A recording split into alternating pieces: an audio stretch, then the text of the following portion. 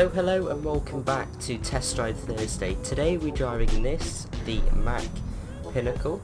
You join me in Bakersfield, and what we're going to do, if you're new to Test Drive Thursday, is we're first going to drive this over to the upgrade shop, take a look at the upgrades, and then we're going to drive on a short journey, see what it drives like and talking about the history of the truck. But first of all, as I said, let's get started by taking a look at the upgrades.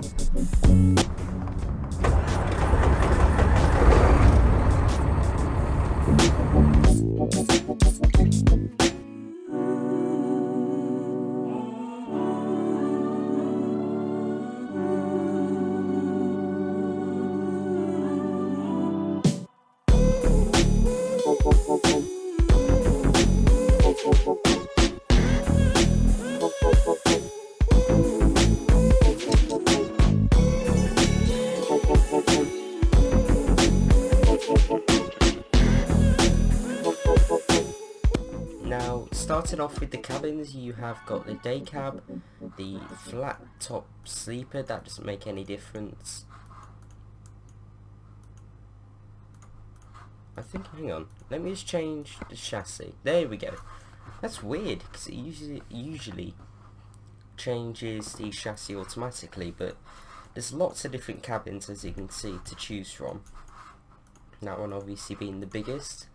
And I believe, yeah, the height of the cabin does change this. So if we go for the day cab, as you can see, this all works correctly. But yeah, lots of cabins to choose from. Chassis, you've got the 8x4 here, a 6x4, and then you got an even shorter one if you go for the day cab. You got the 4x2 there. Engines, they range from a 325 brake all the way up to 605. This truck came with or is coming with in real life, the MP7 and the MP8 engines from Mack. So from here to here, those are the most realistic ones. Lots of transmissions to choose from, as you can see. It does have a 12-speed in there, which is quite rare. I don't see that a lot in American truck mods, but there you go. Interior, that's where this truck sort of loses points if I was giving it points. But yeah, it's a bit basic in here, and it's not very nice textured, but there's only one interior to choose from. Paint, it does come with some sort of predefined ones here and like custom ones. I believe like FedEx are in here. I believe UPS are as well. There we go, UPS, pretty cool. Now coming down the bottom, there are 5 different bumpers to choose from.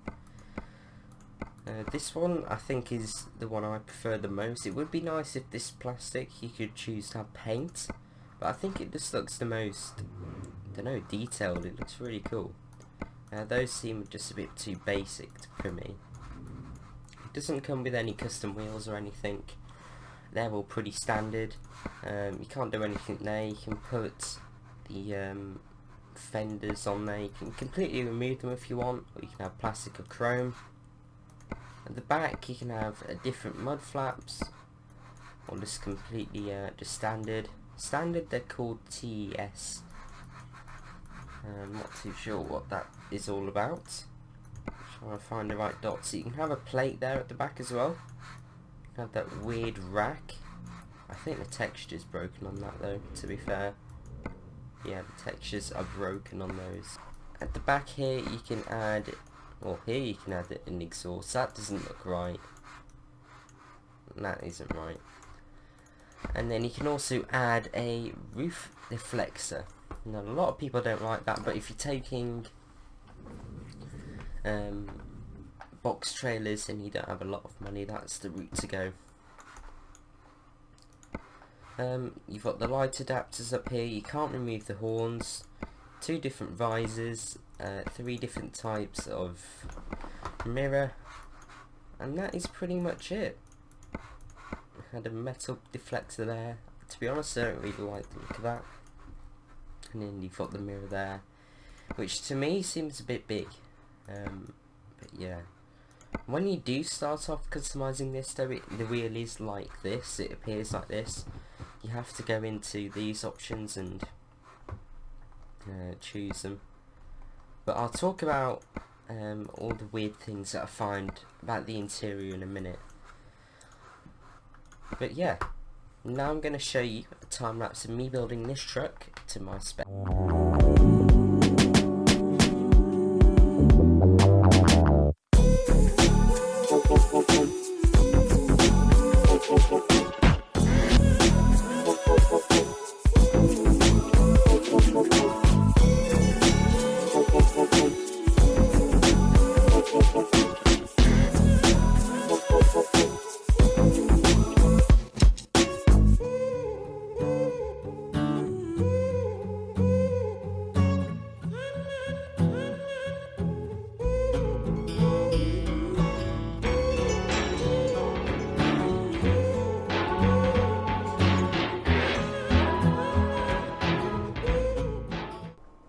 Okay then, so I've fully customised this truck now. I've gone with the sort of sleeper box on the back, the 8x4 chassis, and I got it in this silver colour as well. I tried to match the bumper. It didn't quite work, but I got pretty close.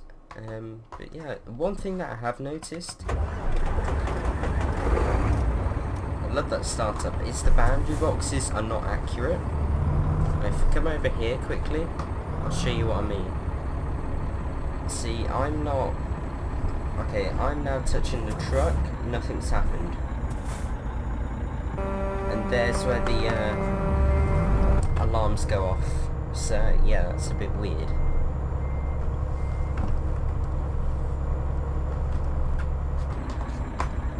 So another thing that's a problem is there's no sat nav option, which is super annoying, which means we have to drive with that UI one,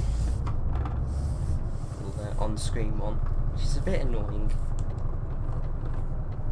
It sort of takes away from the immersion. And let's head down here. Hang on, it's the wrong gear.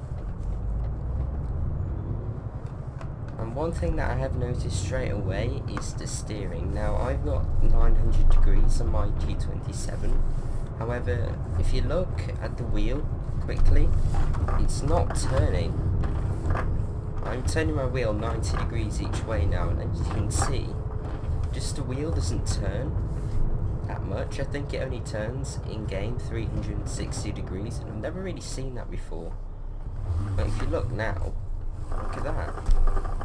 And it's really weird. I don't know why it does that. Super weird. Yeah, the sounds are okay though, I have to say.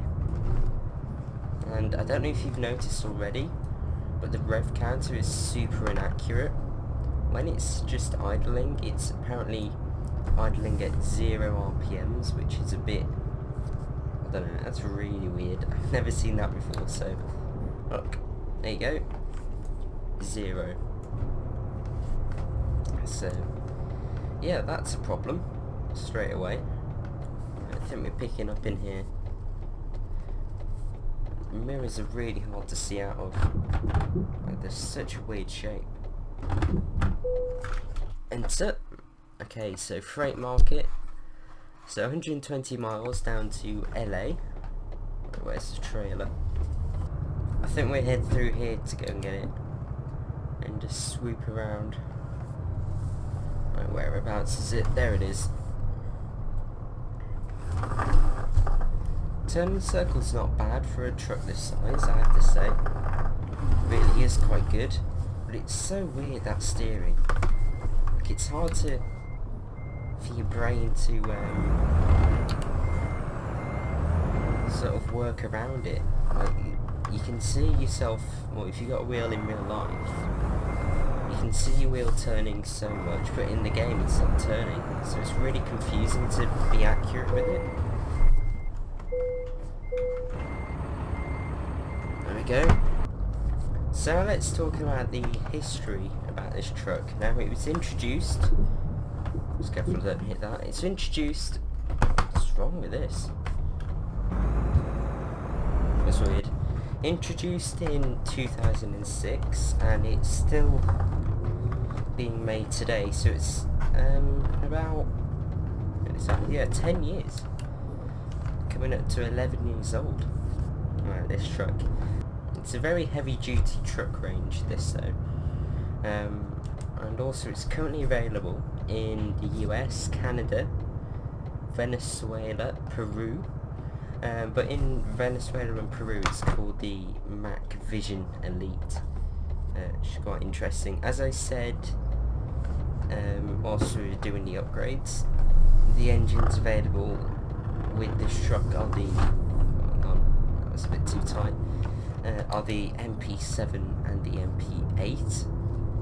And in real life it does come with a long range of gearboxes and transmissions as well. So the 8-speed, 9-speed, 10-speed, 13-speed and 18-speed have... Well, you've got an option to have the Mack TM308. There's also a 12-speed Mack M drive, which is what I believe I'm driving with in this game now.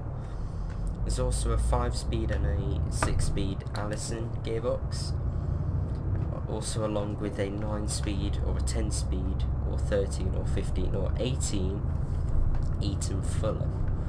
So there's lots of different gearboxes to go for. You'd think the Mack would probably work best with this truck, as those are the people who made the truck, but what I'm sort of noticing is the gear ratios are really weird. This is a 12 speed and I'm already in almost 10th in doing 30, so I'm not sure what 12th is going to be like on the highway, but it's going to be a massive jump, I think, between the ratios, but we'll see. Let's try it now. So going into the 11th. The thing is, I can't really tell what RPMs I'm at because the gauge is not accurate, so that's super annoying. So I have to guess where I'm changing gear because there's no point looking down, so I'm just going to be wrong whatever I guess. Well, I can see him. Yeah, those mirrors are really weird. In 10th now. It seems like it's really struggling. But I've got no idea. I'll try changing here. So 55 limit as we're in California. It's quite quiet, I have to say, compared to most trucks on this game. Let's put it into 12th. Yeah, it's quite a big jump up to 12th. Let's keep it up to 58, I think. That'll do. Cruise control on. Now, I don't know if you can see that, but the sort of gauge there is like it got a blue reflection on it. Like earlier on when I was recording or just practicing before recording,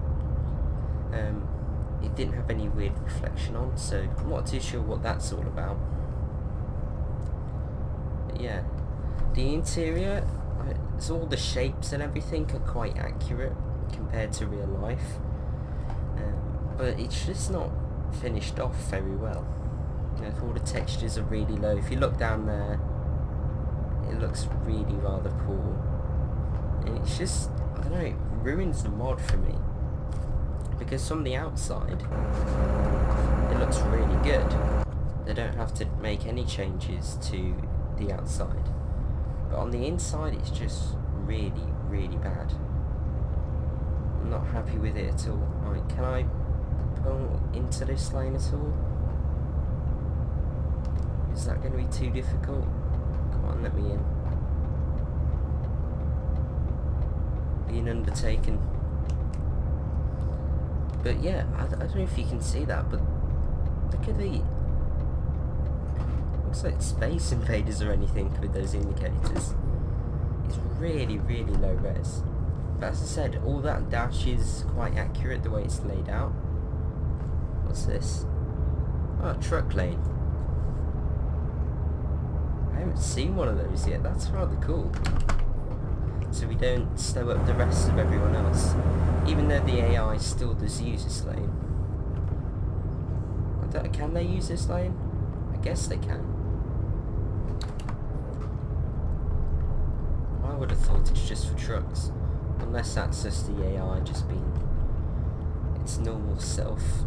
But this 500 brake, which I believe that I've got in here, just got up that hill completely fine. This truck is 22 tons, so it's quite heavy. I have to say it's pulling quite well. I'm not too sure if it's got a retarder, this gearbox. Yeah, definitely has. I can hear it. Let's go outside. Yeah, you can see it's applying it. Look at this. But the sounds, as I said, they're pretty good. On the startup, it sounds really, really nice. I don't know if you heard that at the start of the video when I did a startup. But yeah, it's very good sounds. Just turn sat-nav back on. Need to get into this lane. Come on, van.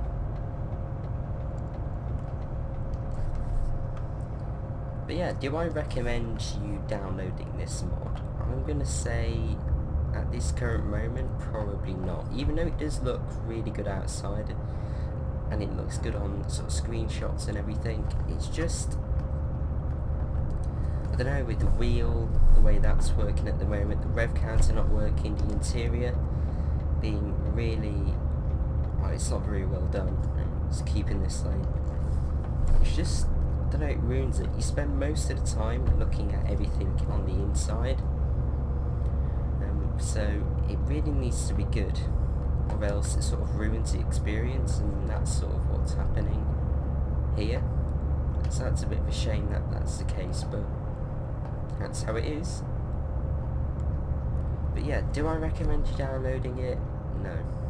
I'd say probably leave it until more future updates happen and it gets improved. Right, here we go. Santa Monica this way. It seems like a bit of a turn. But yeah, let's head into LA. Okay then, so here we are. Right, where does it want it? In there. So what I think I'm going to do, turn the hazards on and try and reverse it in this way. I think that's the best way of doing it. 2 reverse gears on this transmission.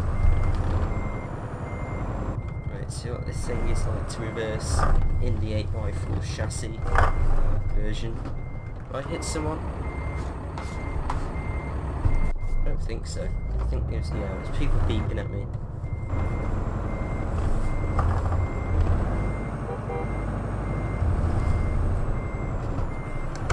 Turned a bit too much there.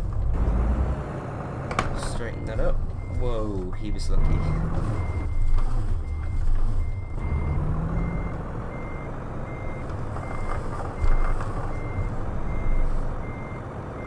Let's get around that fence.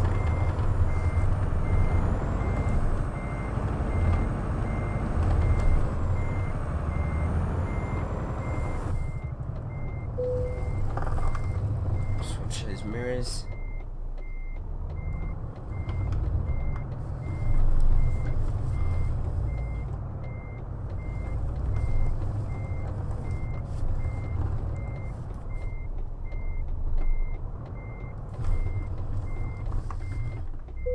There we go. Parked. Not the straightest, but apparently it'll do.